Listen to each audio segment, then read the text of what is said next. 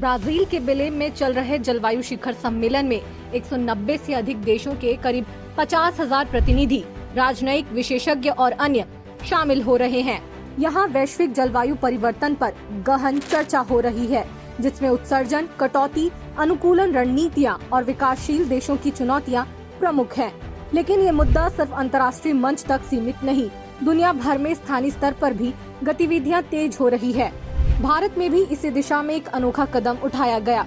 छत्तीसगढ़ की राजधानी रायपुर में खारून नदी के घाट पर नदी घाटी मोर्चा संगठन ने प्रदर्शन किया, जहां नदियों के अधिकारों को मानवाधिकारों की तरह मान्यता देने की मांग की गई।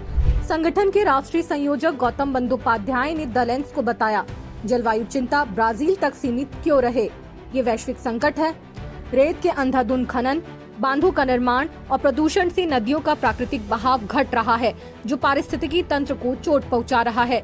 उनका जोर इस बात पर है कि नदियों को जीवंत इकाई मानकर उनके अधिकारों का संरक्षण अनिवार्य है, जैसे स्वच्छ बहाव, प्रदूषण मुक्ति और पारिस्थितिक संतुलन। सबसे तत्काल कदम नाले नालियों के सीवेज को नदियों में मिलने से रोकना है, जो जल स्रोतों को जहरीला बना रहा है। संगठन की ये मुहिम गहरी चिंता से उपजी है। जैसे नदी का अस्तित्व बचेगा, तभी उससे जुड़ी जीविकाएं सुरक्षित रहेंगी। मछुआरे, नाविक और स्थानीय समुदायों की आजीविका पर निर्भरता नदियों पर ही टिकी है।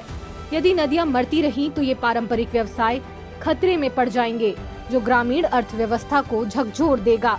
ये प्रदर्शन दर्शाता है कि जलवायु कार्रवाई वैश्विक सम्मेलनों से आगे स्थानीय नदियों जल स्रोतों के संरक्षण से ही साकार होगी। द लेंस के लिए अरुण पांडे की रिपोर्ट।